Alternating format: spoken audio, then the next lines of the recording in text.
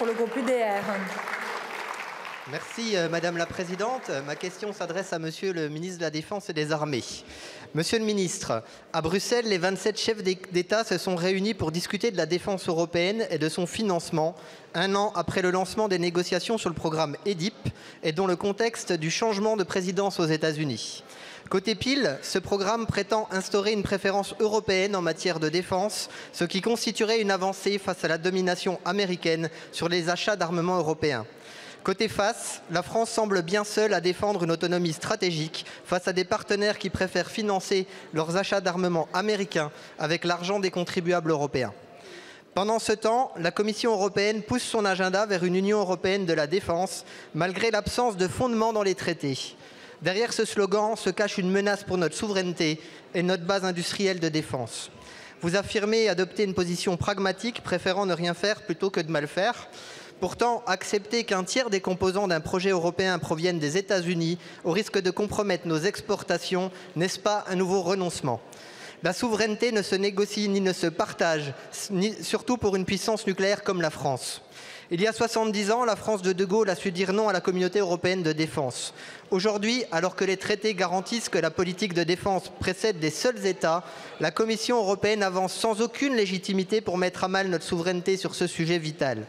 Monsieur le ministre, allez-vous laisser la commission d'Ursula von der Leyen tailler en pièces notre défense comme on l'a laissé massacrer notre modèle agricole, notre filière énergétique ou notre industrie automobile ?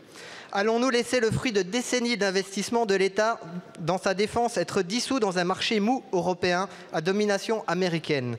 Saurez-vous imposer la préférence européenne en matière d'achat d'armement, ce qui nous garantira notre indépendance d'approvisionnement et notre souveraineté d'utilisation de nos systèmes d'armes? Je vous remercie.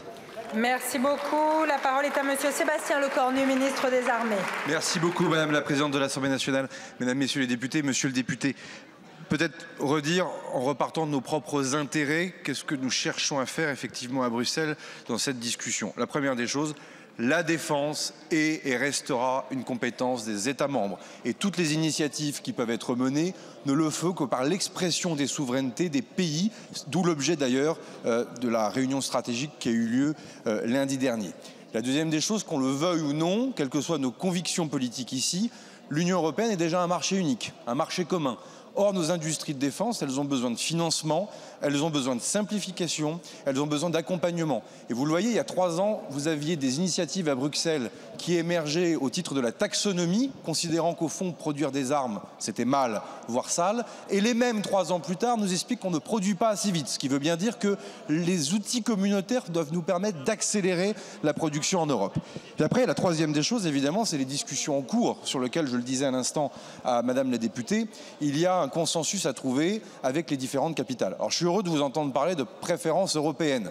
Comme quoi on chemine, parce que jadis on aurait parlé uniquement de préférence française, mais enfin, vous l'avez dit vous-même, cette domination américaine sur la plupart des acquisitions publiques en Europe, c'est déjà le cas. C'est une réalité, même si les armes françaises se vendent mieux aujourd'hui en Europe qu'elles ne se vendaient il y a 5 ou 10 ans, singulièrement d'ailleurs ces 4 ou 5 dernières années, puisque la guerre en Ukraine a accéléré cette prise de conscience. Là, on doit arriver à une situation dans laquelle l'argent du contribuable européen doit servir à acheter des armes en Union européenne. Et si des capitales veulent acheter des armes aux États-Unis, c'est leur souveraineté, elles doivent respecter la nôtre aussi, mais ça ne doit pas se faire avec de l'argent du contribuable français.